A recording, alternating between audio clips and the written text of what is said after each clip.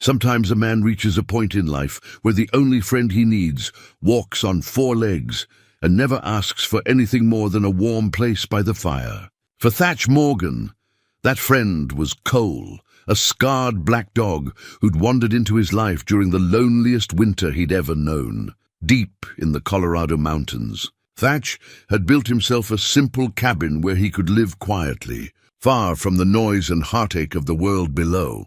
For 15 years, it had been just him and Cole, sharing meals and watching the seasons change through their single window. On this October evening, storm clouds were rolling in fast, bringing lightning that would soon turn their peaceful world into a nightmare of smoke and flame. When that door jammed shut with fire closing in, Thach thought his story was over. What happens when your survival depends on the heart of a loyal dog? Before we jump back in, tell us where you're tuning in from, and if this story touches you, make sure you're subscribed because tomorrow I've saved something extra special for you.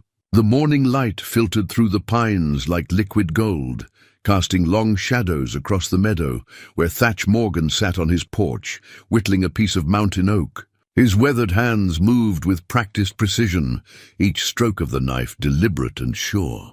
The walking stick was nearly finished, his third this year, though he'd given the others away to hikers who'd stumbled upon his remote cabin with worn-out boots and blistered feet. Cole lay stretched out beside him, the dog's black coat gleaming in the dappled sunlight.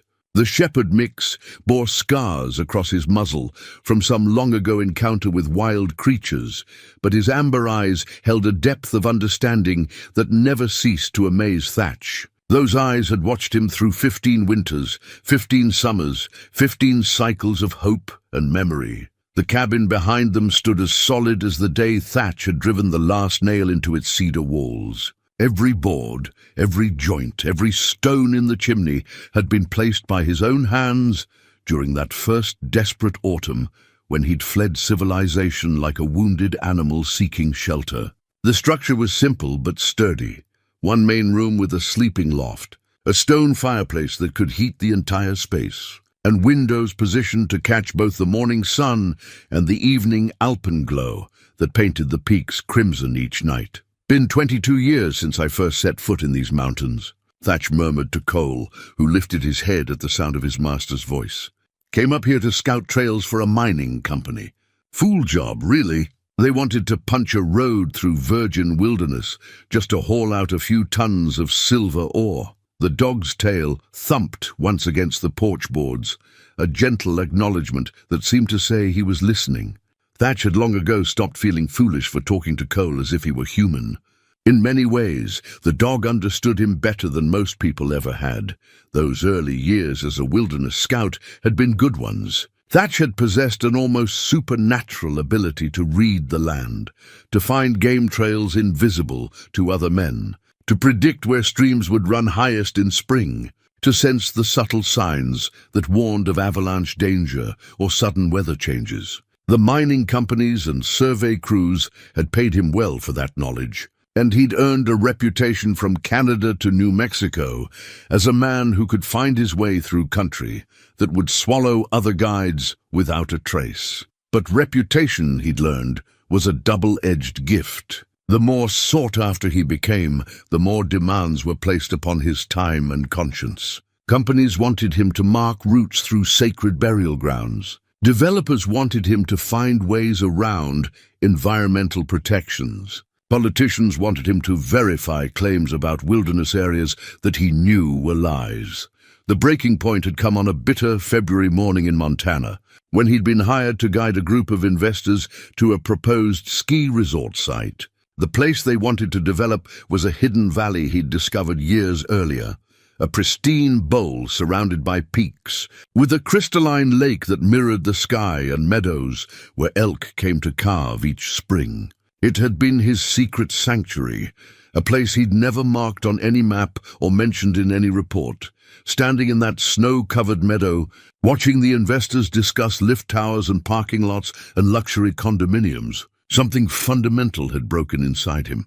That night, he'd returned to his hotel room, written a letter of resignation that he never sent, and simply disappeared. By morning, he was driving west with everything he owned, packed into the back of an old pickup truck.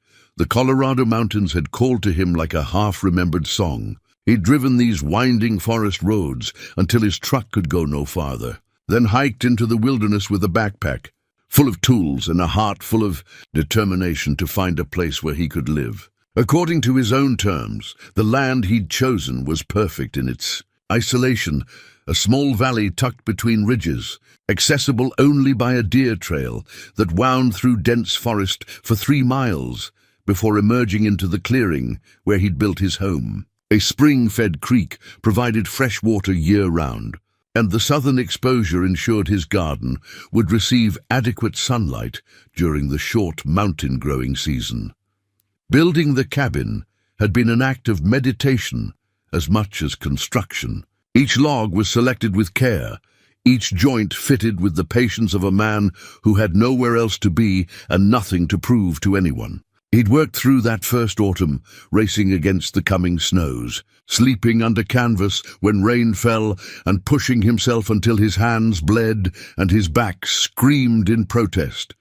But as the walls rose and the roof took shape, something else had been building inside him, a sense of rightness that he hadn't felt in years. This was where he belonged, in this remote valley where the only sounds were wind in the pines and the murmur of running water. This was where he could live as men were meant to live, by the sweat of his brow and the strength of his back, accountable to no one but himself and the land that sustained him. The first winter had nearly broken him. The snows came early and deep that year, sealing him into the valley for 4 months straight. His supplies ran lower than he'd anticipated, and there were days when he wondered if his grand gesture of independence would end with his bones scattered on the cabin floor. A cautionary tale for anyone foolish enough to think they could turn their back on civilization. It was during the deepest part of that winter, when the thermometer hadn't climbed above 0 in 3 weeks, and his firewood was running dangerously low. The coal had appeared. Thatch had been splitting kindling behind the cabin when he'd heard the sound, a low whimper that was barely audible over the wind. He'd followed the sound to a snowdrift near the creek, where he'd found the dog half buried and nearly dead from cold and starvation. The animal was young then, maybe 2 years old, but already bearing the scars that marked him as a survivor of hard times. "Somebody threw you away, didn't they?" Thatch had whispered as he'd carried the half-frozen dog into the cabin. "Figured you were used up, not worth the trouble of feeding." He'd spent that night nursing Cole back to health, sharing his meager rations and warming the dog's frozen paws with his own body heat. By morning, it was clear that neither of them would be alone anymore. Cole had earned his keep from that first day, proving to be not just a companion, but a partner in the business of mountain survival. The dog possessed an uncanny ability to sense approaching weather, often alerting Thatch to coming storms hours before any human eye could read the signs. He could track wounded game through terrain that would challenge an experienced hunter, and his presence alone was enough to deter the mountain lions and bears that occasionally wandered too close to the cabin. But more than his practical skills, Cole had provided something Thatch hadn't realized he needed: a reason to stay human. It was easy, living alone in the wilderness, to let civilization's veneer slip away entirely. Men who lived too long in isolation sometimes forgot how to speak, how to care, how to maintain the small courtesies and connections that made them more than just clever animals. Cole demanded none of that, but his presence somehow preserved it. In caring for the dog, Thatch had to remain caring. In talking to him, Thatch kept the habit of communication alive. In protecting him, Thatch remembered what it felt like to be responsible for something beyond his own survival. The years had passed peacefully after that, each season bringing its own rhythms and rewards. Spring meant planting his garden and watching the wildflowers return to the meadows. Summer brought long days of fishing and hiking, of gathering berries and cutting firewood for the coming winter. Autumn was a time of harvest and preparation, of watching the aspen leaves turn gold against the evergreen backdrop of the high country. And winter was a time of quiet contentment, of books read by firelight and long conversations with Cole while snow piled against the windows. Now, as Thatch put the finishing touches on his latest walking stick, he reflected on how complete his life had become in its simplicity. He grew most of his own food, hunted and fished for protein, and made or repaired everything he needed with his own hands. His contact with the outside world was limited to occasional supply trips to the small town of Cedar Ridge, 20 miles down the mountain, and even those were becoming less frequent as he learned to be more self-sufficient. The stick was nearly perfect now, its surface smooth as silk beneath his calloused fingers. He'd carved a simple spiral pattern into the handle, the kind of design that felt right in a man's grip and would serve well on rocky trails. It was good work, honest work, the kind that connected a man to the materials he worked with and the purpose they would serve. Cole stretched and yawned, then padded to the edge of the porch where he could survey their domain. The dog still moved with the fluid grace of a younger animal, though Thatch could see hints of grey in his muzzle and a slight stiffness in his gait on cold mornings. They were both growing older up here, but they were growing older together, and that made all the difference. The afternoon was growing late, and already Thatch could see clouds building over the western peaks. October storms in these mountains could be unpredictable. Sometimes they brought gentle rains that lasted for days, washing the world clean and filling the creek with the sound of rushing water. Other times they arrived with fury, bringing lightning and wind that could turn a peaceful evening into something wild and dangerous. "Looks like we might have weather coming," he said to Cole, who had turned his attention to the western sky as if he'd been thinking the same thing. "Better check the wood supply before dark," as the two of them made their way around to the back of the cabin, where split logs were stacked in neat rows under a wooden shelter. Thatch felt that familiar sense of satisfaction that came from being prepared, from knowing that whatever the mountain weather might bring, he and Cole would face it together from the shelter of the home they'd built, with their own determination and sweat. He couldn't know. As he checked his supplies and watched the clouds darken over the peaks, that this would be the last peaceful evening they'd share in their mountain sanctuary. He couldn't know that the storm approaching would bring more than wind and rain. It would bring fire and terror, and a test of loyalty that would push both man and dog beyond anything they'd ever imagined possible. But for now, in the golden light of a perfect October afternoon, all was well in their small corner of the world. The walking stick lay finished on the porch, a testament to patient craftsmanship. The firewood was stacked high and dry, and Cole sat at his master's side, amber eyes alert and faithful, ready for whatever challenges the mountains might bring. The first sign of trouble came just after sunset, when Cole began pacing the cabin floor with an agitation Thatch had rarely seen in all their years together. The dog's amber eyes were fixed on the western windows, and a low growl rumbled deep in his chest, not the warning sound he made when bears wandered too close, but something else entirely. Something that spoke of danger approaching from beyond the ridge. "What is it, boy?" Thatch asked, setting down the cup of pine needle tea he'd been sipping by the fire. He moved to the window and peered out into the gathering darkness, but saw nothing unusual. The storm clouds had thickened throughout the evening, blotting out the stars, but that was hardly cause for Cole's obvious distress. The dog whined and scratched at the door, then returned to his pacing. His behavior was so unlike his usual calm demeanor that Thatch felt the first stirrings of unease in his own chest. In 15 years of shared experience, Cole had never been wrong about danger. If something was coming, Thatch had learned to trust the dog's instincts over his own limited human senses. Thunder rumbled in the distance, still far off, but growing closer. The wind had picked up too, setting the pine boughs to swaying and creaking around the cabin. It was going to be a wild night, that much was certain, but mountain storms were nothing new to either of them. They'd weathered dozens of them in this same cabin, listening to the rain drum against the roof and watching lightning illuminate the peaks. Thatch was reaching for his jacket to step outside and take a better look around when the first flash lit up the sky. Not the diffuse glow of distant lightning, but a brilliant white-hot fork that seemed to strike the earth just beyond the western ridge. The thunder that followed was immediate and deafening, shaking the cabin windows in their frames. Cole barked once, sharp and urgent, then bolted for the door. This time, when he scratched at the wood, Thatch didn't hesitate. He grabbed his heavy coat from its peg and followed the dog outside, where the smell of ozone hung thick in the air and the wind carried an undertone that made his nostrils flare with instinctive, alarm smoke. He climbed onto the porch, railing for a better view, and felt his heart sink as he saw the orange glow beginning to build beyond the ridge.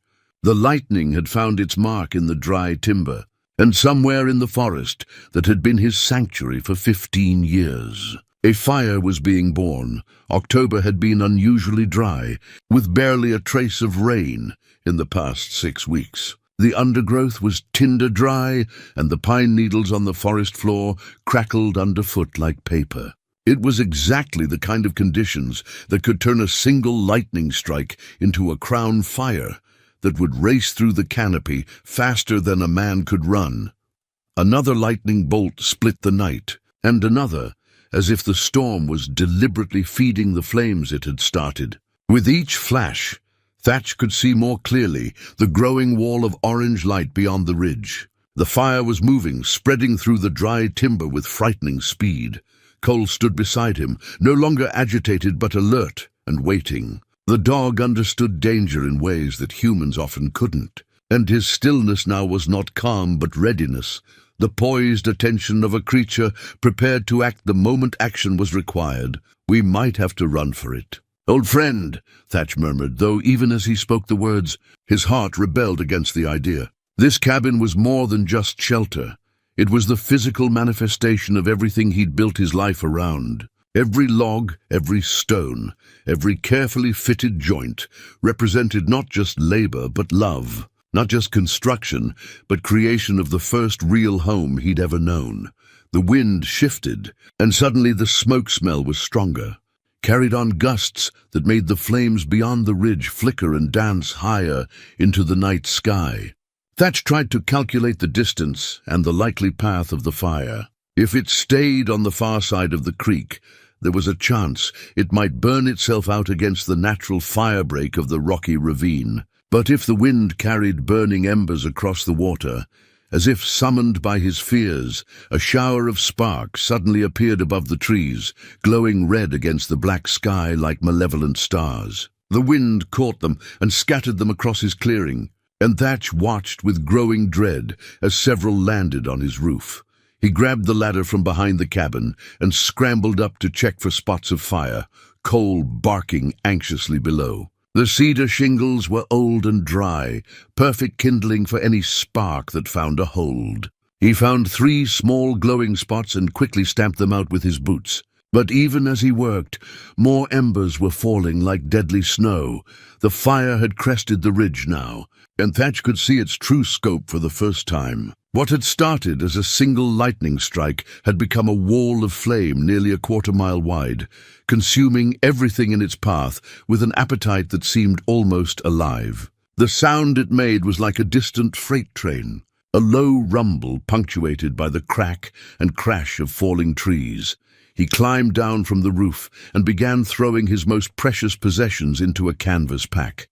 His grandfather's compass, the few photographs he'd kept from his old life, the journal where he recorded weather patterns and wildlife observations. But with every item he grabbed, 2 more seemed to demand attention. How do you choose what to save from a life's worth of careful accumulation? Cole appeared at his elbow with something in his mouth, the leather collar he'd worn when he first arrived at the cabin, the one Thatch had replaced years ago but kept hanging on a peg by the door. The brass nameplate was tarnished now, but the leather was still supple, still bearing the scent of those first desperate days when 2 lonely creatures had found salvation in each other's company. Good thinking. "Boy," Thatch said, his voice rough with emotion as he stuffed the collar into his pack. At least, if everything else burned, they'd still have that tangible reminder of how their partnership began. The wind was getting stronger now, driving the fire toward them with increasing speed. Thatch could hear individual trees igniting with sounds like enormous torches being lit, and the smoke was thick enough to make his eyes water. They had minutes, not hours, before the flames would reach the clearing. He shouldered his pack and headed for the door, intending to make one last sweep of the cabin for anything else he couldn't bear to lose. But as he reached for the handle, something stopped him cold. The old wooden door, which had opened and closed smoothly for 15 years, wouldn't budge.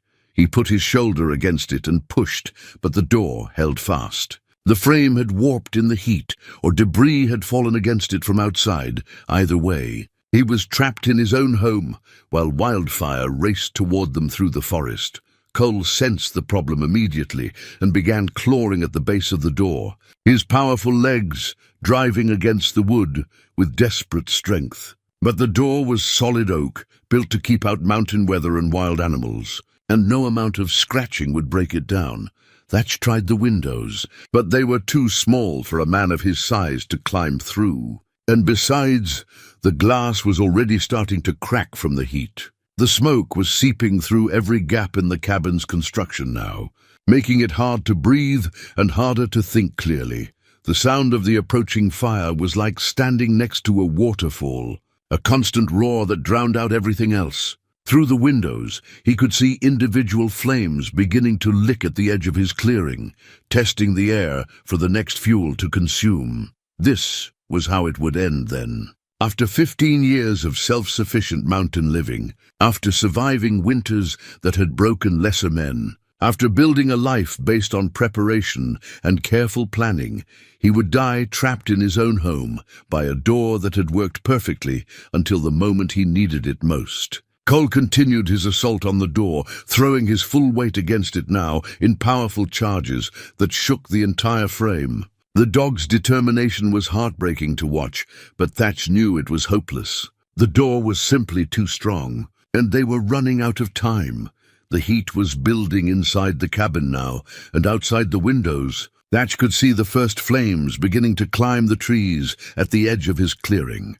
Soon the fire would reach the cabin itself, and then Cole's barking had changed, becoming more urgent and commanding. The dog was no longer just attacking the door. He was calling to his master, demanding attention, demanding action. In his amber eyes, Thatch could see something he'd never seen before.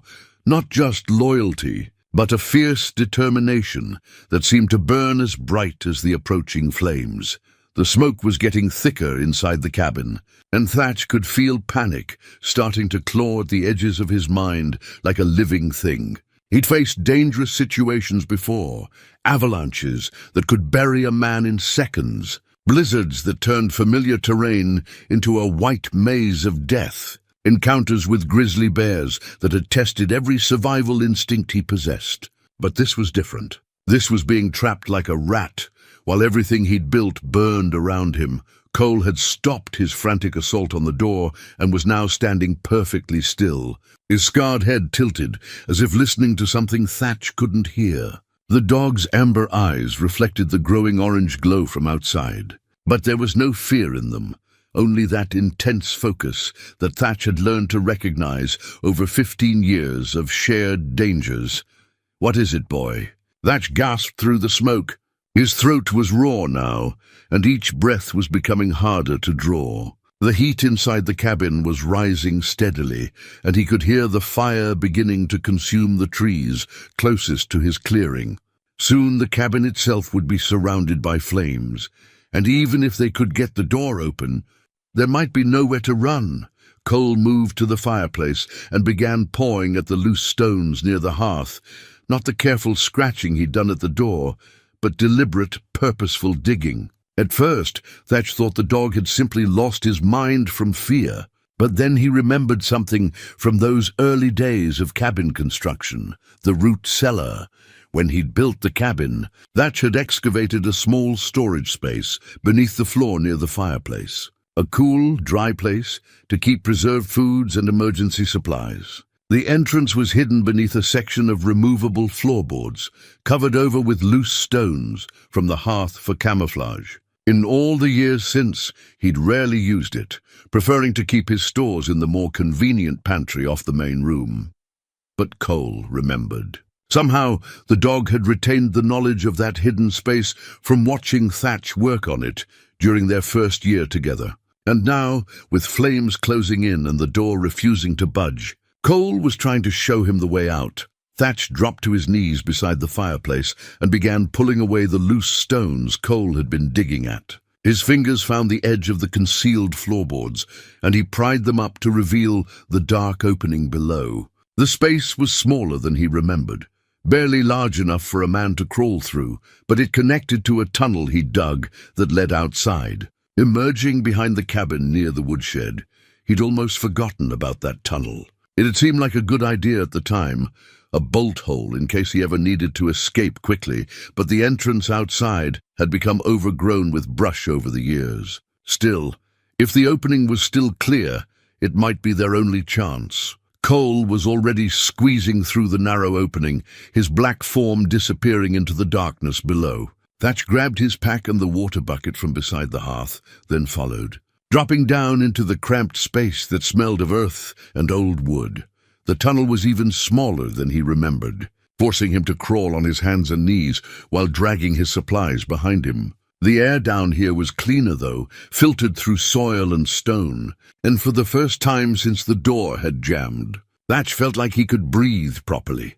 Cole was ahead of him somewhere in the darkness, and Thatch could hear the dog's claws scrabbling against dirt and rocks as he worked his way toward the outside entrance. The tunnel seemed to stretch on forever, though Thatch knew it couldn't be more than 20 feet long. His shoulders scraped against the earthen walls, and roots hung down to catch at his hair and clothing. Behind them, the sound of the fire was muffled but still audible, a constant roar punctuated by crashes as burning trees fell across his clearing. The heat was following them down into the tunnel too, and Thatch realized with growing dread that even if they reached the outside entrance, they might emerge into a world that was already consumed by flames. Cole's barking echoed back to him through the tunnel, urgent and demanding. The dog had reached the entrance and was trying to force his way through what sounded like a significant obstruction. Years of neglect had allowed brush and debris to accumulate over the opening, and now their escape route was blocked by nature's own barricade. Thatch crawled faster, ignoring the pain in his knees and the burning in his lungs. When he reached Cole's position, he found the dog frantically digging at a tangle of root and branch that had grown across the tunnel mouth. Through the gaps, Thatch could see orange light dancing. The fire had reached this side of the cabin too, but it hadn't yet consumed everything. Working together, man and dog clawed at the obstruction. Thatch's knife proved useful for cutting through some of the smaller roots, while Cole's powerful jaws made quick work of branches that had been deadened by years of burial. Slowly, agonizingly, they carved an opening large enough for them to squeeze through. The outside world that greeted them was like a vision of hell. The fire had indeed reached the area behind the cabin, and flames were dancing through the treetops above their heads. But miracle of miracles, a narrow corridor of unburned ground stretched away from the cabin toward the creek, a path of salvation bordered on both sides by walls of flame. Cole emerged from the tunnel first, his black coat now grey with dirt and ash. Thatch followed, dragging his pack and the water bucket, his eyes streaming from the smoke and heat.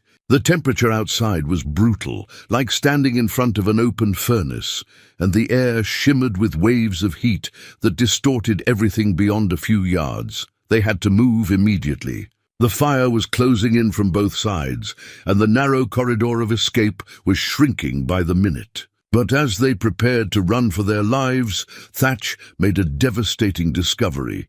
His cabin was fully engulfed now, flames shooting through the roof and windows like angry tongues. But it wasn't just the building burning, it was everything. His workshop with 15 years' worth of carefully crafted tools. His garden, where he'd grown the vegetables that sustained them through countless winters. The woodshed where he'd stored enough fuel to last through the coldest months. Most heartbreaking of all was the sight of his handmade furniture burning inside the cabin. the table where he and Cole had shared. Thousands of meals, the chair where he'd sat to read by firelight, the bed where he'd slept peacefully while mountain winds howled outside.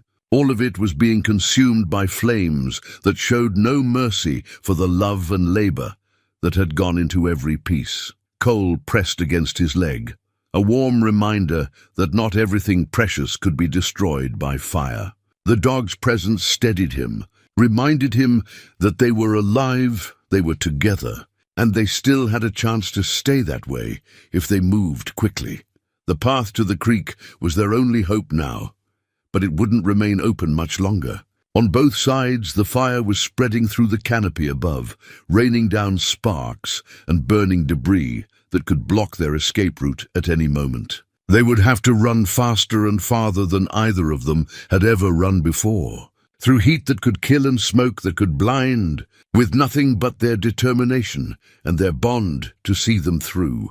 Thatch shouldered his pack, gripped the water bucket, and looked down at Cole.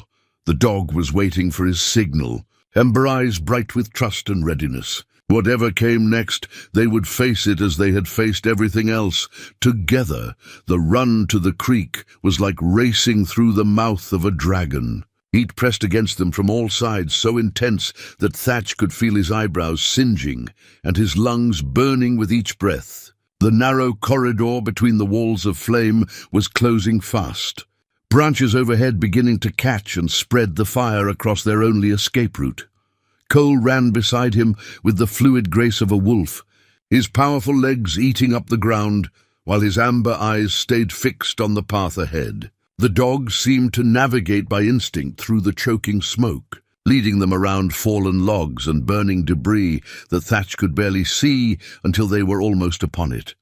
20 yards from the cabin, Thatch stumbled over a root hidden in the ash and smoke, going down hard on his knees. The water bucket flew from his grip, spilling its precious contents across the superheated ground, where it hissed and vanished in an instant. Pain shot up his leg, and for a terrifying moment he thought he might not be able to get back up. Cole was beside him immediately, pressing his solid body against Thatch's shoulder, offering himself as a brace while the older man struggled to his feet. The dog's fur was hot to the touch, heated by the ambient temperature of their hellish surroundings. But his presence was steadier than any walking stick. They pressed on, lungs searing with each breath of superheated air. The fire was making its own weather now, creating wind currents that sent sparks swirling around them like malevolent snow. Several times, Thatch had to beat out small fires that caught on his jacket, while Cole's thick coat protected him from all but the largest embers. The sound was overwhelming, not just the roar of flames consuming everything in their path, but the explosive crack of trees splitting from the heat, the crash of falling timber, and underneath it all, a sound like a freight train that seemed to come from the fire itself. It was as if the mountain was screaming in pain. 50 yards, 75. The creek had to be close now, but the smoke was so thick that Thatch couldn't see more than a few feet in any direction. His eyes streamed constantly, tears evaporating almost as quickly as they formed. The heat was beginning to affect his thinking too, making everything seem dreamlike and unreal. It was Cole who found the creek bank, suddenly veering left toward what looked like solid wall of smoke. But as they pushed through the grey curtain, Thatch heard the most beautiful sound in the world, the gentle murmur of running water. They tumbled down the creek bank together, landing in the shallow water with splashes that sent up clouds of steam. The creek was only a few feet deep here, but it was moving fast, fed by the mountain springs that never ran dry. For the first time since their escape began, Thatch allowed himself to hope that they might actually survive. The water was shockingly cold against their overheated bodies. Cole immediately began lapping at it, trying to cool his parched throat, while Thatch cupped handfuls to his face and let the blessed coolness soak into his burned skin. They were both covered in ash and soot, their appearances transformed into something that belonged more in a coal mine than a mountain forest. But even here, beside the life-giving water, they weren't safe. The fire was still spreading, still consuming everything in its path. Burning branches fell into the creek around them, hissing and steaming as the water fought against the flames. And the wind was shifting again, threatening to drive the fire directly toward their position. Thatch knew they couldn't stay here. The creek would provide temporary protection, but if the fire jumped to the far bank, and with embers flying everywhere, that was almost inevitable. They would be trapped again. This time with nowhere to run. "We have to keep moving," he told Cole, who seemed to understand the urgency in his voice. The dog had stopped drinking and was already looking downstream, as if calculating their next move. They began wading through the water, staying low to avoid the worst of the smoke. The creek bed was rocky and uneven, making for treacherous footing, but it was the only clear path available to them. On both banks, the fire was advancing like an army, consuming everything in its path with methodical efficiency. As they moved downstream, Thatch began to recognize landmarks despite the apocalyptic transformation of his familiar landscape. That blackened snag had been a majestic pine where he'd often seen eagles perching. The smoldering heap of logs had been a beaver dam that had created a small pond where he'd sometimes fished in the early morning hours. Everything was being erased. 15 years of careful observation and intimate knowledge reduced to ash and memory. The trails he'd walked thousands of times were gone. The camping spots where he'd spent nights under the stars were burning. Even the rocks seemed changed, blackened and cracked by the intense heat. But gradually, as they put distance between themselves and the worst of the fire, the devastation began to show gaps. Here and there, patches of green survived where the creek's moisture had created natural fire breaks. A cluster of aspen trees still stood untouched, their golden autumn leaves bright against the blackened landscape like flags of hope. Cole was limping slightly now, favoring his left front paw. When they reached a shallow pool where the creek widened, Thatch called a halt to examine the injury. The dog's paw pad was burned, probably from running across superheated ground. But it wasn't severe enough to prevent travel. "You're tougher than old leather," Thatch murmured, gently cleaning the wound with cool creek water. Cole bore the ministration patiently, though his eyes never stopped scanning their surroundings for signs of danger. The immediate crisis was past. They were alive.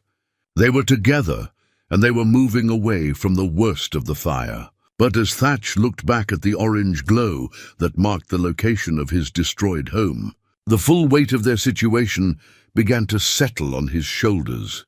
They had escaped with nothing but the clothes on their backs and the few items in his hastily packed bag. No food, no shelter, no tools beyond his pocket knife. Winter was coming to the mountains, and they were now homeless refugees in a landscape that had been transformed into something alien and hostile. The nearest town was 20 miles away over difficult terrain, much of which might now be impassable due to the fire. He had no way to call for help, no way to signal their location to potential rescuers. For all practical purposes, they were as isolated as castaways on a desert island. But as he looked down at Cole, who was waiting patiently for the next stage of their journey, Thatch felt a flicker of the same determination that had carried him through that first brutal winter 15 years ago. They had survived the immediate danger through courage and loyalty. Whatever came next, they would face it the same way. The creek continued to flow toward the valley, toward civilization and safety. All they had to do was follow it, one step at a time, and trust that their bond was strong enough to carry them through whatever challenges lay ahead.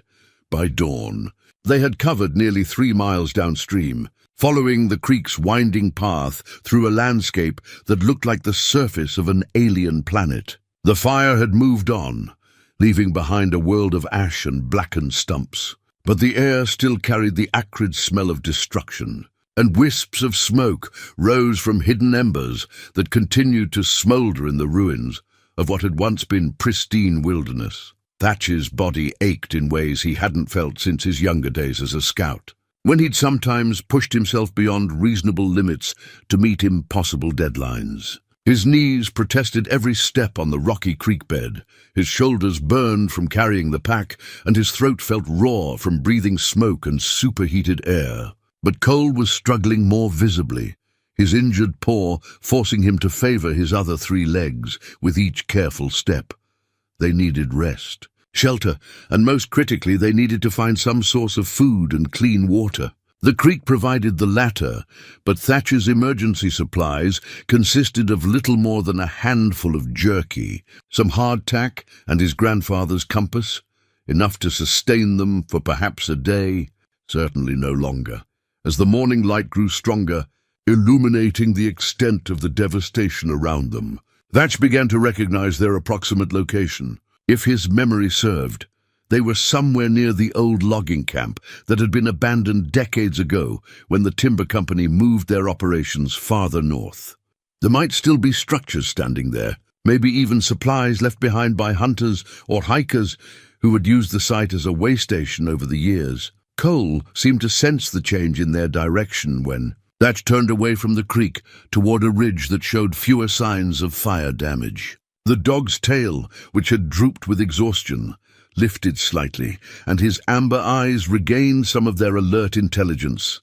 The climb up from the creek was brutal for both of them. The ground was still hot in places, and ash clouds rose with every step, coating them in a fine grey dust that turned to mud when mixed with their sweat. Several times Thatch had to stop and rest, not just for his own sake, but to give Cole's injured paw a break from the rough terrain. But as they crested the ridge, Thatch's memory proved accurate. Below them, in a small valley that had been largely spared by the fire, sat the remains of the old logging camp. Most of the structures were long gone, claimed by weather and time. But one building still stood, a small cabin that had probably housed the camp foreman, built more solidly than the temporary shelters that had once surrounded it. "Look at that, Cole," Thatch whispered, his voice hoarse but carrying a note of hope for the first time since their ordeal began. "Maybe our luck is starting to turn." The cabin was in rough condition, with a partially collapsed roof and walls that showed the effects of years of neglect. But it had 4 walls and enough ceiling to provide basic shelter. More importantly, as they approached, Thatch could see that someone had used it relatively recently. There were signs of a fire ring outside, and the door, though weathered, looked like it had been repaired within the past few years. Inside, the cabin was sparse but functional. A rough wooden table sat against one wall, and shelves lined another. Most promising of all was a cache of supplies that some thoughtful soul had left for emergencies exactly like this one. Canned goods, a sleeping bag, waterproof matches, and even a first aid kit. Cole collapsed gratefully onto the cabin's plank floor, finally allowing himself to rest properly for the first time since their escape began. Thatch knelt beside him and carefully examined the injured paw, cleaning it more thoroughly with water from his canteen and applying antiseptic from the first aid kit. The burn wasn't as bad as he'd feared, but it would need care to prevent infection.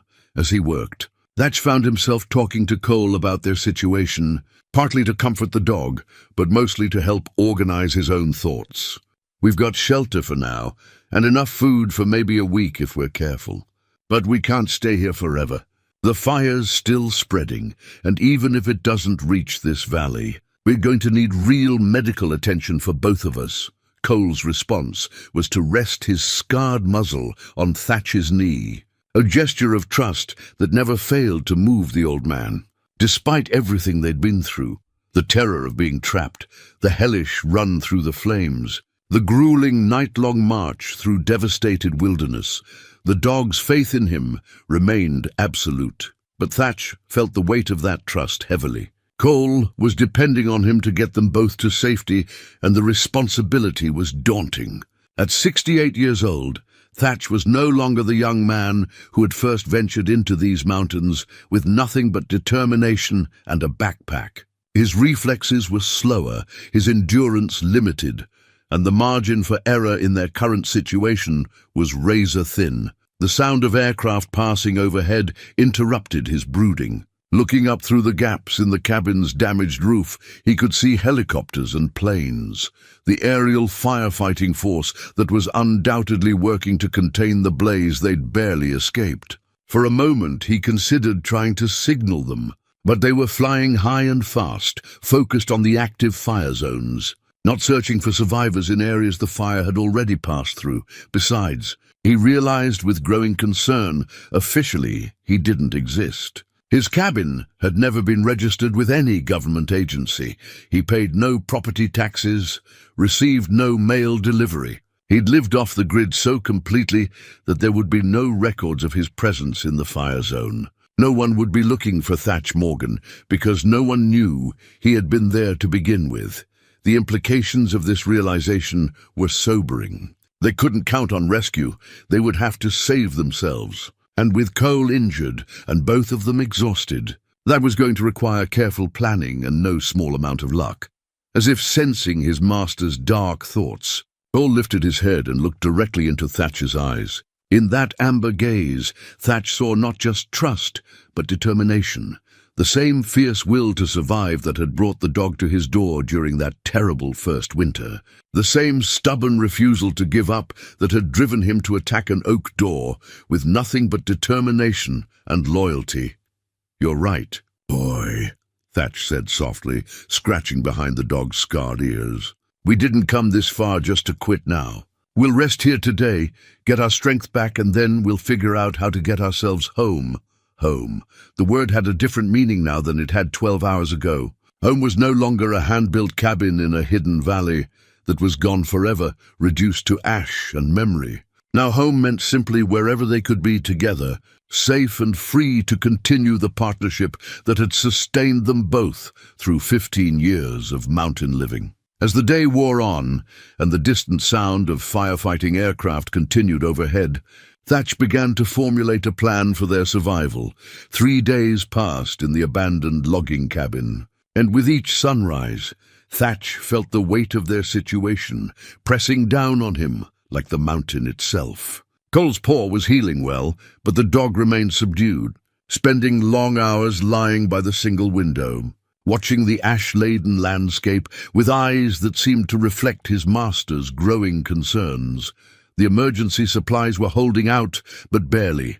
Thach had rationed their food carefully, a can of beans shared between them for breakfast, a handful of crackers at midday, and whatever small game he could catch for their evening meal. His old trapping skills had served them well, providing 2 rabbits and a grouse. But the pickings were slim in this fire-scarred wasteland where most wildlife had either fled or perished. More troubling than their dwindling supplies was the growing realization that the outside world had moved on from their crisis. The aerial firefighting operations had ceased 2 days ago, suggesting the blaze was either contained or had burned itself out against natural barriers. But no ground crews had appeared in their valley. No search and rescue teams had come looking for survivors. As far as the authorities were concerned, this area had been evacuated or was simply uninhabited. On the 4th morning, Thach made a decision that felt like surrendering a piece of his soul. He took out his grandfather's compass, the one artifact from his old life that had guided him through countless wilderness journeys, and began planning their route to Cedar Ridge, the small mountain town that represented their only realistic hope of reaching civilization. The compass was a thing of beauty, its brass case worn smooth by decades of handling, its needle steady and true, despite everything it had endured. Thach's grandfather had carried it through the trenches of France during the Great War, and later through the Depression-era forests where he'd worked as a timber cruiser. It had passed to Thach's father, who'd used it during his own brief career as a surveyor, and finally to Thach himself when the old man died. 20 miles as the crow flies, Thach murmured to Cole, who had positioned himself beside the makeshift map Thach was drawing in the dirt floor. "But we're not crows, are we, boy? We'll have to go around the worst of the burn zones.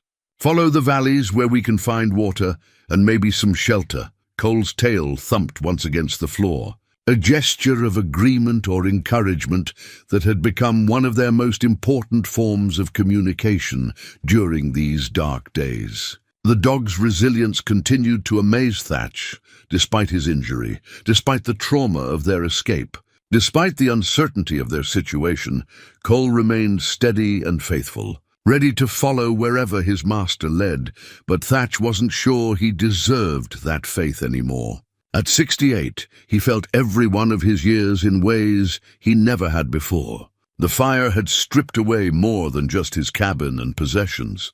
It had revealed the fragility of the life he'd built, the precarious nature of his independence. For the first time since he'd fled to these mountains, he found himself questioning whether his self-imposed exile had been wisdom or simply elaborate cowardice. The doubts had been building since their first night in the cabin, crystallizing into a painful self-examination that he couldn't shake. Had he spent 15 years hiding from life rather than living it? Had his retreat into the wilderness been noble independence, or just an old man's fear of facing a world that no longer seemed to need him? These questions tormented him as he prepared for the journey ahead, packing their meager supplies and checking his grandfather's compass one final time.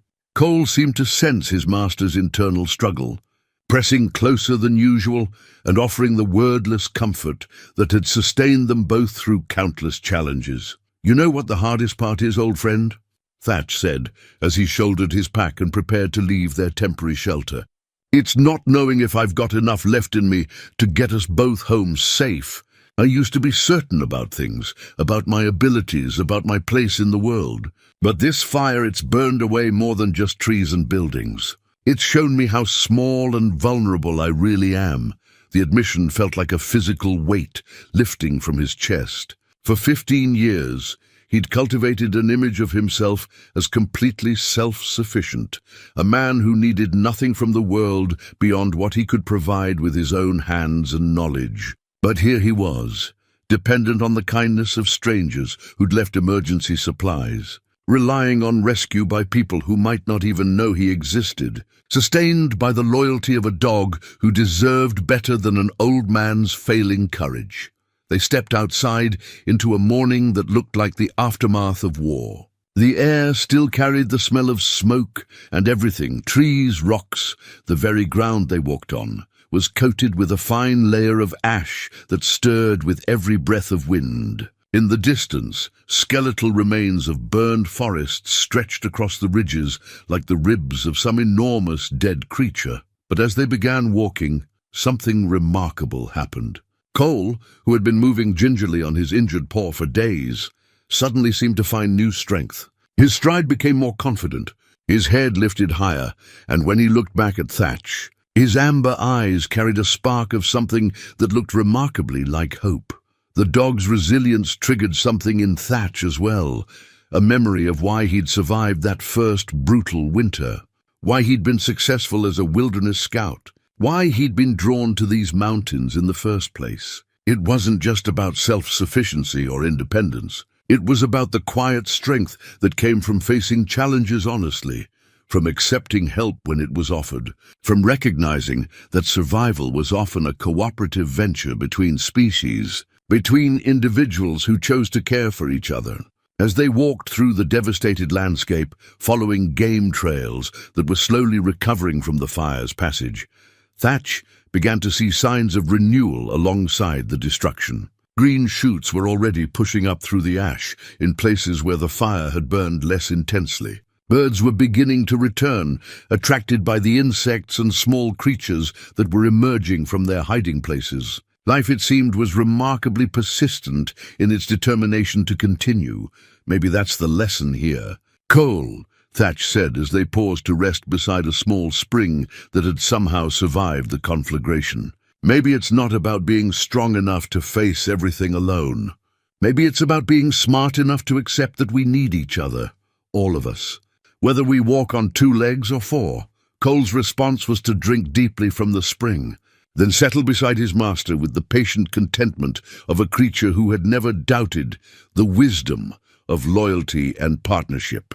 In that simple gesture, Thatch found a peace he hadn't felt since. The night the lightning first split the sky, above their mountain home, they had been walking for 2 days, through the burned wilderness when Cole suddenly stopped dead in his tracks, his ears pricked forward and his whole body rigid with attention. Thatch followed the dog's gaze across a small clearing and felt his heart skip a beat at what he saw.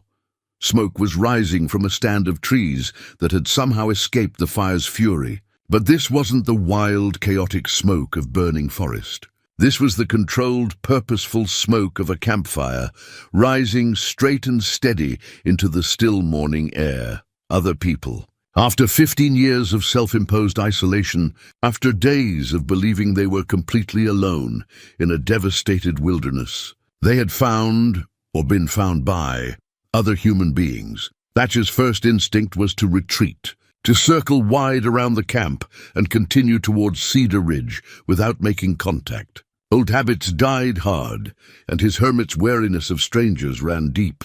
But Cole was already moving toward the smoke, his tail held high with excitement, and Thatch realized that his own fears might be endangering them both. They needed help, whether his pride wanted to admit it or not. As they approached the camp, Thatch could make out voices, at least 3 people, maybe more. The tone was casual, relaxed, not the urgent communication of people in distress.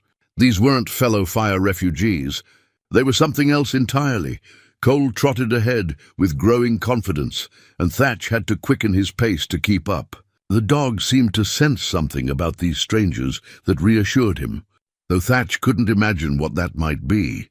They emerged into a well-organized campsite that made Thatch stop in his tracks with amazement. 3 large tents were arranged in a rough triangle around a central fire pit, with equipment and supplies laid out with military precision. Solar panels charged electronic devices, sophisticated communication equipment crackled with radio chatter, and maps covered a folding table under a canvas awning. But it was the people themselves who made Thatcher's breath catch in his throat. 2 young men and a woman, all wearing the distinctive green uniforms of the Forest Service, but with patches and gear he didn't recognize. They looked up as Cole bounded into their camp, and instead of alarm or surprise, their faces showed welcome, and something that looked remarkably like relief. "Well, I'll be damned," said the older of the 2 men, a weathered fellow with grey in his beard, who might have been Thatch's age. "You must be Thatch Morgan!" The words hit Thatch like a physical blow. These strangers knew his name. After 15 years of complete anonymity, of living so far off the grid that he'd assumed no one even knew he existed, these people had somehow identified him on sight. How? Thatch began. But the woman was already moving toward them, with a medical kit in her hands. Sarah Chen. "Search and rescue coordinator," she said briskly, kneeling to examine Cole's injured paw with practiced efficiency. "We've been looking for you for 3 days. Your dog here is going to be just fine, but we need to get both of you to a medical facility for proper evaluation." "Looking for me," Thatch repeated, his mind reeling. "But nobody knows I'm here. I don't have any record, any registration." "Actually, you do," said the bearded man, extending a calloused hand. "Tom Bradley, Forest Service Emergency Response, and you've got more of a record than you might think." The younger man, who couldn't have been more than 30, was setting up what looked like a satellite communication system. "We've been monitoring your weather reports for 8 years, he said, without looking up from his equipment. "The National Weather Service has been using your observations for their mountain forecasts. They list you as Remote Station 7 in their database." Thatch stared at them in bewilderment. "Weather reports? I don't send any weather reports." Sarah looked up from her examination of Cole's paw. "Every time you went to town for supplies, you stopped at the post office.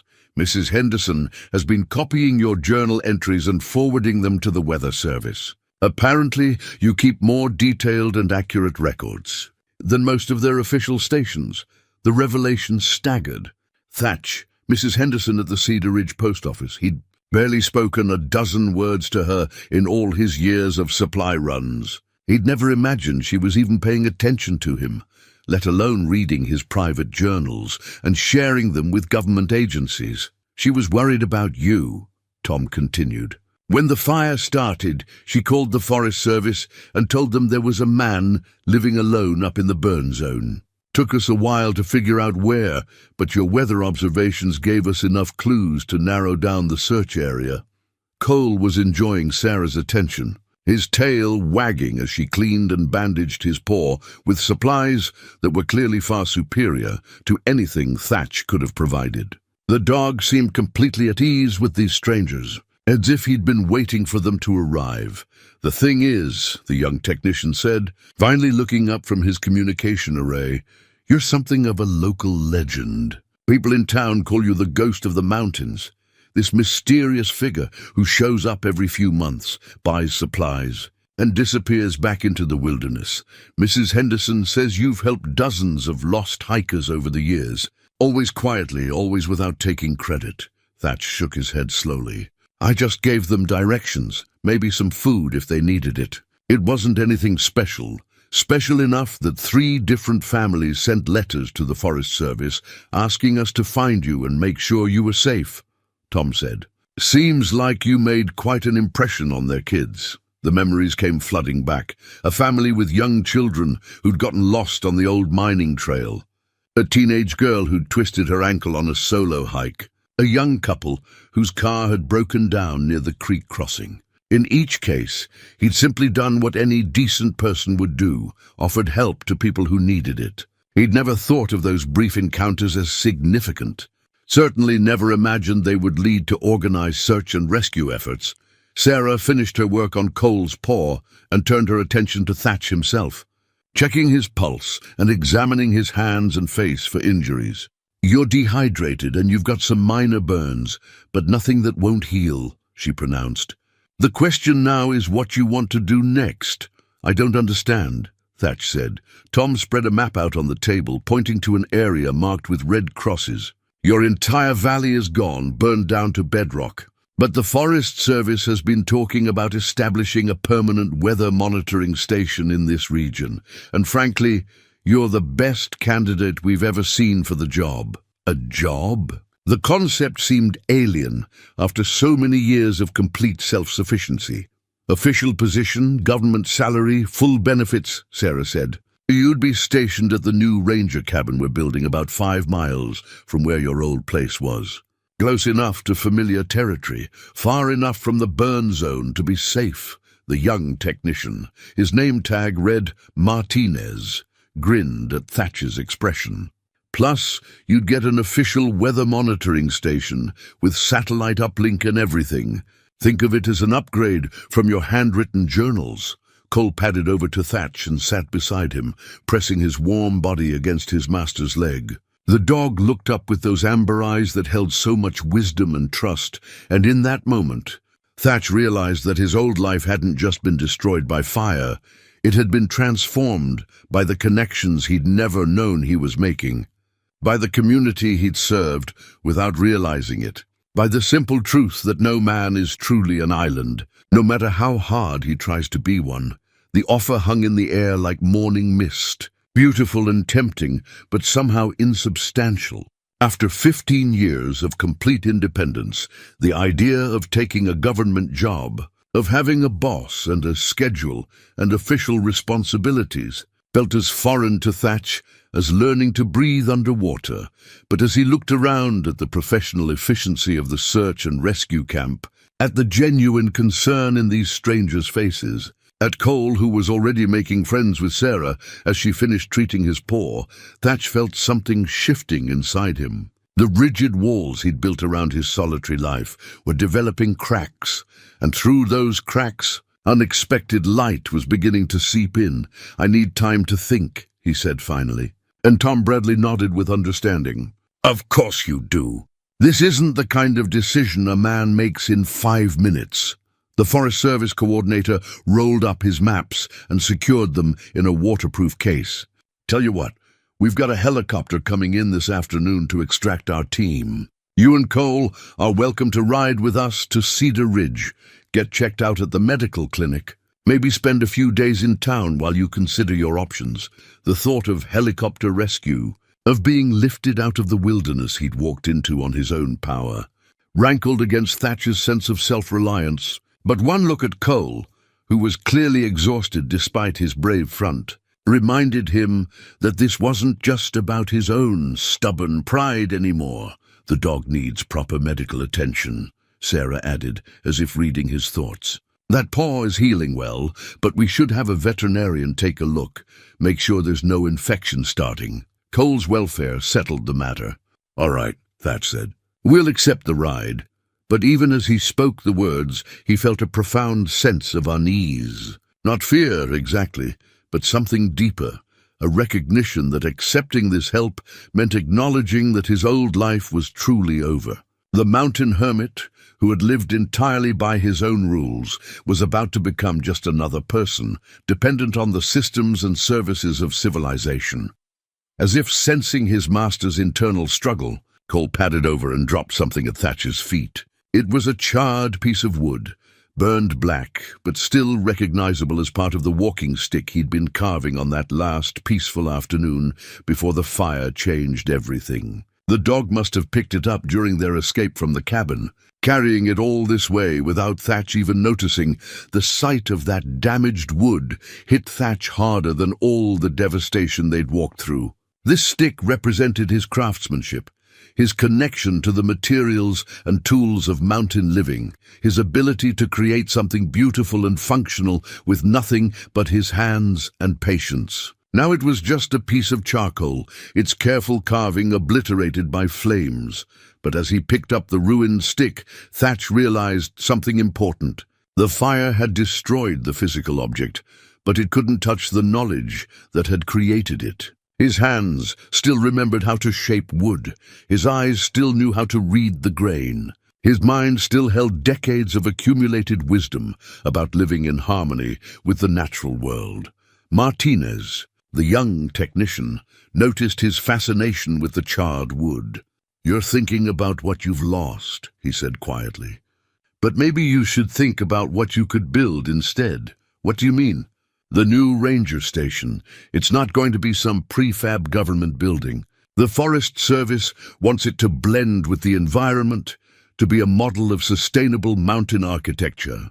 They're going to need someone who understands how to build in this climate, how to work with local materials, how to create something that will last." Sarah looked up from packing her medical supplies. "The truth is, Mr. Morgan, we need you more than you might need us. Climate change is making weather patterns more unpredictable, and we're losing experienced observers faster than we can train new ones. Your knowledge of these mountains, your ability to read natural signs, that's irreplaceable." Tom Bradley joined the conversation, his weathered face serious. "There's something else you should know. The fire that burned your valley, it's part of a larger pattern we're seeing across the West. Hotter, drier conditions, more severe wildfire seasons. The old ways of forest management aren't working anymore. We need people who understand the land intimately, who can help us figure out how to adapt." The implications of his words were sobering. Thatch had assumed that his knowledge was becoming obsolete in an increasingly technological world.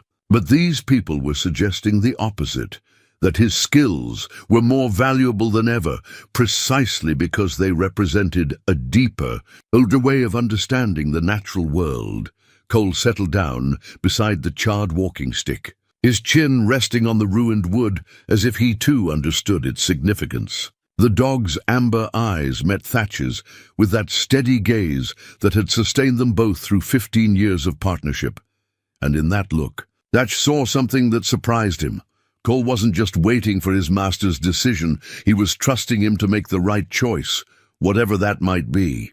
The dog's loyalty wasn't conditional on them returning to their old life in the mountains. It was absolute, unshakable, ready to follow whatever path Thatch chose to take. That realization brought with it another flash of understanding. Thatch's identity wasn't tied to a specific place or way of living. It was tied to his relationship with Cole, to his knowledge and skills, to his fundamental character as someone who helped others when help was needed. The fire had destroyed his cabin, but it hadn't destroyed who he was. As the afternoon wore on and the sound of approaching helicopter blades grew audible in the distance, Thatch found himself thinking about the families who had written letters asking the Forest Service to find him. He thought about Mrs. Henderson at the post office, quietly copying his weather observations because she understood their value even when he didn't. He thought about all the lost hikers he'd helped over the years, and how those brief encounters had apparently meant more to them than he'd ever realized. The helicopter appeared over the ridge like a mechanical dragonfly, its rotor wash stirring up clouds of ash as it settled into the clearing. The pilot, a woman with graying hair and confident hands, shut down the engine and climbed out to greet the search team. "Found your missing hermit. I see," she said with a grin, extending her hand to Thatch. "Captain Linda Torres, Colorado Search and Rescue. I've been flying these mountains for 20 years, and I've heard stories about you the whole time." Stories. About the ghost who appears when people need help most, then vanishes back into the wilderness. You saved my nephew's life 3 summers ago when he got lost on a fishing trip. His family never forgot that kindness. Cole was already investigating the helicopter with typical canine curiosity, seemingly unfazed by the large machine that would carry them away from the only life he'd ever known with Thatch. The dog's adaptability continued. To amaze his master, Cole seemed to understand that survival sometimes required embracing change rather than resisting it. As the search team loaded their equipment into the helicopter, Thatch stood at the edge of the clearing and looked back toward the burned ridges where his cabin had stood. The orange glow was gone now, replaced by the grey desolation of a fire's aftermath. But somehow the view no longer filled him with despair.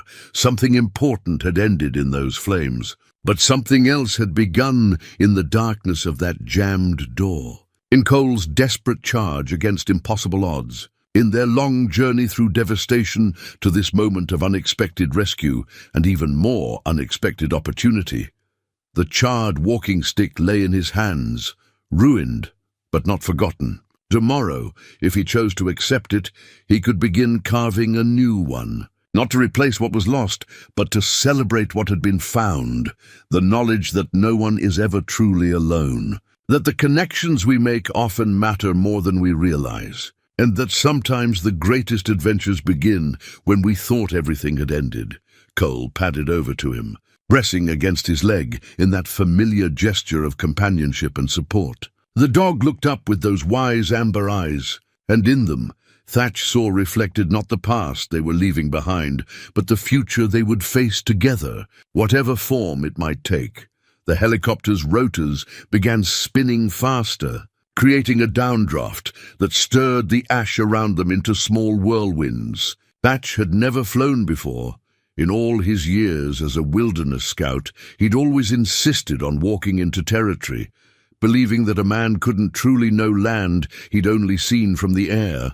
But now, as he helped Cole climb into the aircraft's passenger compartment, he found himself curious rather than fearful about this new experience. Cole settled onto the floor between the seats with remarkable composure, as if helicopter flights were a regular part of his routine. The dog's adaptability continued to astound Thatch. Here was a creature who had spent his entire adult life in wilderness isolation, yet he seemed to accept each new challenge with calm determination. Captain Torres handed them both headsets, showing Thatch how to adjust the microphone. "First time flying?" she asked through the intercom, and when Thatch nodded, she smiled. "Well, you're in for a treat. The view of your mountains from up here is something special."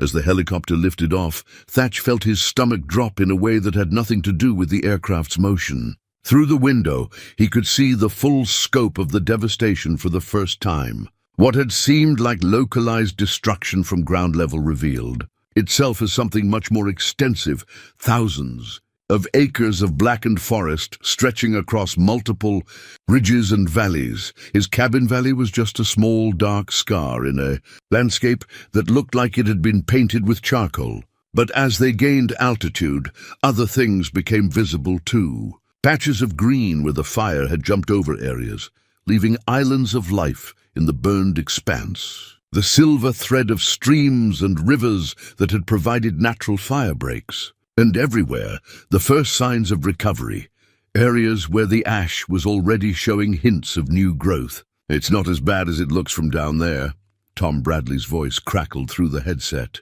He was pointing toward a valley that appeared completely destroyed from ground level, but from the air showed clear signs that the fire had burned with varying intensity.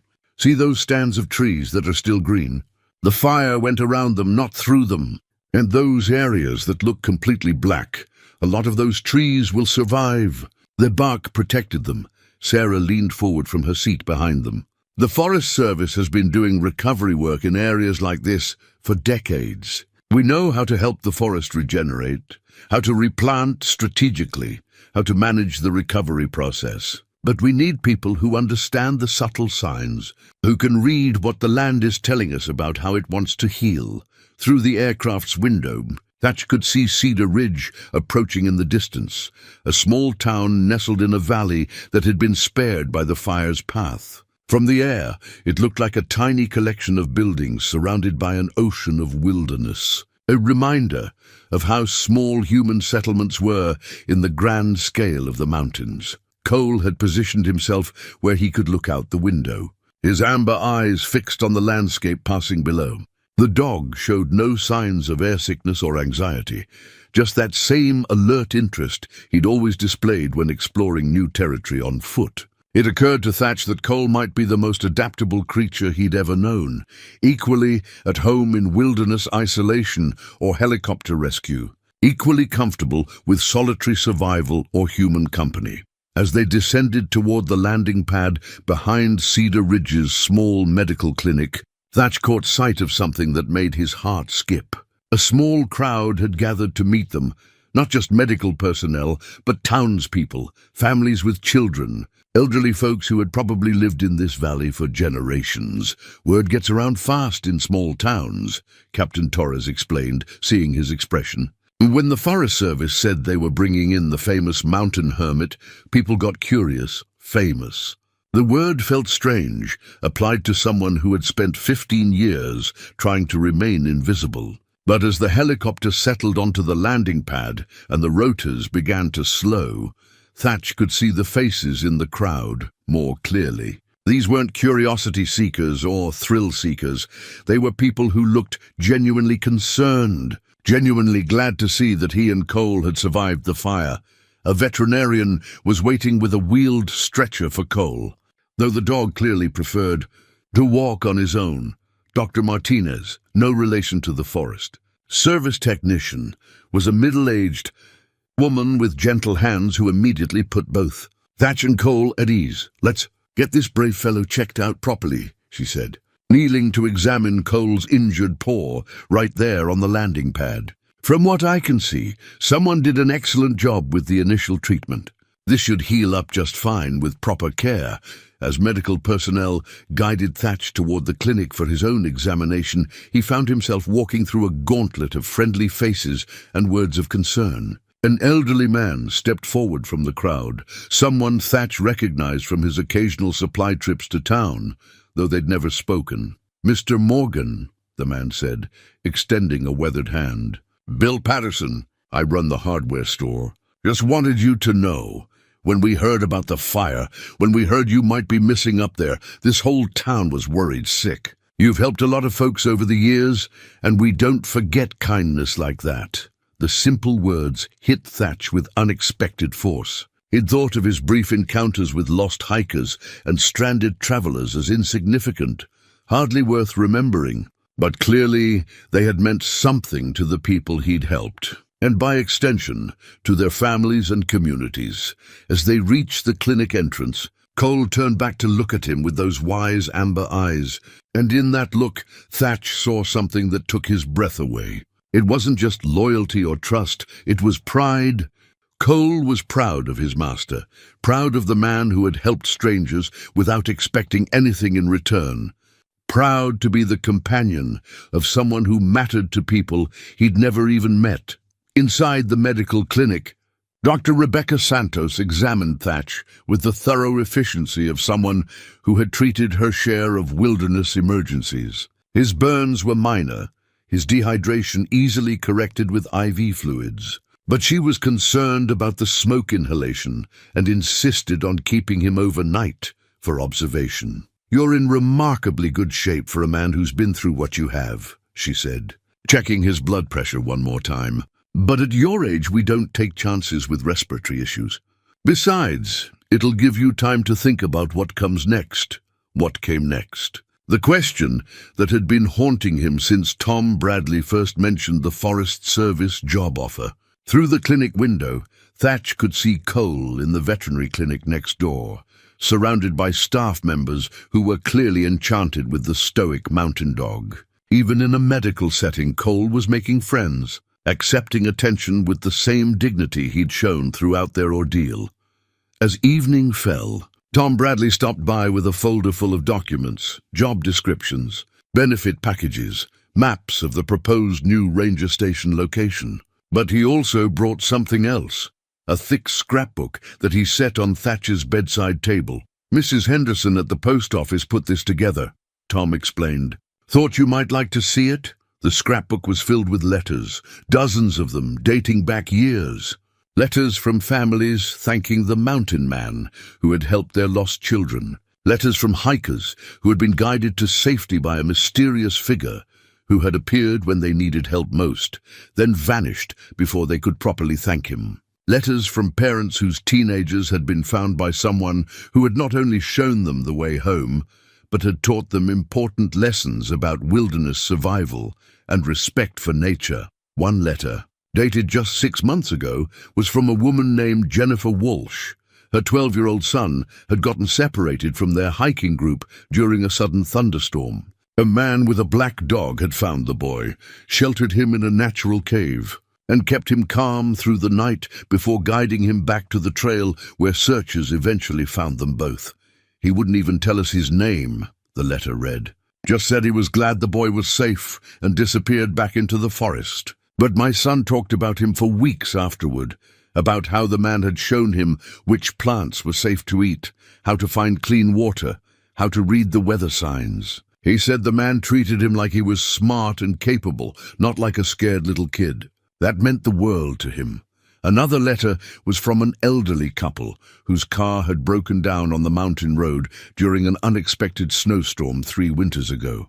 They'd been found by a man who had not only helped repair their vehicle, but had insisted they follow him to a warm shelter until the storm passed. The man had shared his food, his fire, and his knowledge of mountain weather, probably saving their lives. "We tried to pay him," the letter continued, "but he wouldn't take anything. Said helping neighbors was just what people did in the mountains. We never forgot that kindness, and we never stopped hoping we'd have a chance to return the favor someday." As Thatch read letter after letter, a pattern emerged that he'd never recognized about his own actions. To him, these had been simple encounters, opportunities to help fellow human beings who needed assistance. But to the people he'd helped, they had been life-changing moments of grace. Instances when a stranger had appeared precisely when hope was running out. Mrs. Henderson had included a note of her own in the back of the scrapbook. "Mr. Morgan, I've been copying your weather reports for 8 years because they're the most accurate observations we get from the high country. But more than that, I've been collecting these letters because I wanted you to know how many lives you've touched. You may think you've been living alone up there, but you've been part of this community all along. We just wanted to make sure you knew it." Cole appeared in the doorway, having been discharged by Dr. Martinez with a clean bill of health and a proper bandage on his paw. The dog padded over to Thatch's bed and settled on the floor beside it, positioning himself where he could keep watch over his master while maintaining a clear view of the door. Tom Bradley stood to leave, but paused at the threshold. "The job offer stands for as long as you need to consider it," he said. "But I want you to know, this isn't charity. The Forest Service has been looking for someone with your knowledge and experience for years. We need you, probably more than you need us." After Tom left, Thatch sat alone with the scrapbook, reading and rereading the letters by the soft light of the bedside lamp. Cole's steady breathing from the floor was a familiar comfort, a reminder that whatever decision he made, he wouldn't be making it alone. Outside the window, he could see the lights of Cedar Ridge twinkling in the valley, a small community of people who had somehow known him better than he'd known himself. who had valued his contributions even when he hadn't recognized their significance. The charred walking stick lay on the nightstand beside the scrapbook, a reminder of what had been lost. But the letters represented something different, what had been found, what had always been there but had remained invisible until fire and crisis had revealed the truth. For the first time since the flames had driven them from their mountain sanctuary, Thatch began to believe that maybe, just maybe, the future might hold something worth embracing. 6 months later, Thatch Morgan stood on the porch of the new ranger station, watching the morning light filter through pine trees that had somehow survived the fire. The building behind him was everything Tom Bradley had promised, a structure that blended seamlessly with its environment, built with local materials and designed to weather whatever the mountains might bring. But it was more than just a weather monitoring station. It had become what the Forest Service called a community resource center, a place where hikers could get reliable information about trail conditions, where local schools could bring students to learn about mountain ecology, where researchers could access decades of accumulated knowledge about high-altitude weather patterns. Cole lay stretched out in a patch of sunlight, his injured paw now completely healed and his black coat gleaming with health. The dog had adapted to their new life with characteristic grace, accepting the steady stream of visitors with dignified patience, while maintaining his role as Thatch's closest companion and most trusted advisor. On the desk inside, Thatch's daily weather report was ready for transmission via the satellite uplink that connected them to the National Weather Service. But these reports were different from the informal journal entries he'd once scribbled for his own reference. They were official, professional documents that would be used by meteorologists across the region to predict conditions for aviation, agriculture, and emergency response. The job had proven to be more fulfilling than he'd ever imagined. Far from the bureaucratic drudgery he'd feared, it was a perfect blend of his old skills and new challenges. He spent his mornings collecting and transmitting weather data, his afternoons leading educational programs or consulting with researchers, and his evenings working on his most ambitious project yet, a comprehensive guide to mountain survival and natural navigation that would be published by the Forest Service for use in training programs nationwide. Knock on the door interrupted his morning routine. Cole lifted his head with mild interest as Thatch opened it to find a familiar face, Jennifer Walsh, the woman who had written one of the letters in Mrs. Henderson's scrapbook. "Standing with her teenage son, Mr. Morgan?" she said a bit nervously. "I'm Jennifer Walsh. We met once, briefly when you helped my son David during that thunderstorm 3 years ago." Thatch remembered the incident clearly. Now, the scared 12-year-old who had become separated from his family during a sudden mountain storm. The boy standing beside her was taller now, more confident, but his eyes held the same intelligence that Thatch had recognized during that long night in the cave. "David's 16 now," Jennifer continued, "and he's decided he wants to study forestry in college. We were wondering if you might consider taking him on as a volunteer this summer. He's eager to learn, and frankly, you made such an impression on him that night. You're the reason he wants to work in wilderness conservation." David stepped forward with the earnest intensity that Thatch remembered. "I've been reading everything I can about forest management and climate science," the young man said. "But I want to learn from someone who really understands the land, who knows it the way you do." The request touched something deep in Thatch's heart.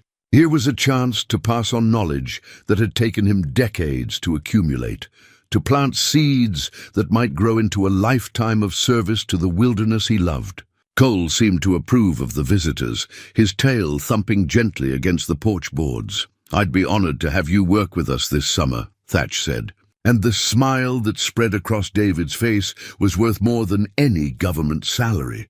As mother and son left to make arrangements for the summer program, Thatch reflected on how completely his life had changed. The solitary hermit who had once feared any contact with civilization now found himself at the center of a community that stretched far beyond the boundaries of Cedar Ridge. His daily reports were read by meteorologists in Denver and Colorado Springs. His educational programs drew visitors from across the state. His survival guide would soon be used to train Forest Service personnel nationwide. But perhaps the most profound change was in his understanding of what it meant to be connected to other people. The fire that had destroyed his cabin had revealed connections he'd never known existed, threads of influence and care that had been woven through years of small kindnesses and quiet. Service. Padded over to where Thatch stood at the porch railing, pressing his warm body against his master's leg in that familiar gesture of companionship. The dog's amber eyes were clear and content, reflecting a satisfaction that came from a life well lived and purposefully shared. "You know what the best part is, old friend?" Thatch said, scratching behind Cole's scarred ears. "We're still together, still partners in everything that matters. We've just got a bigger territory to watch over now." In the distance, he could see hikers on the trail that led up from the valley, their bright backpacks visible against the green of recovering forest. Some of them would stop at the ranger station for information or supplies. Others might get lost and need assistance. A few might even become inspired to dedicate their own lives to protecting and understanding the wilderness.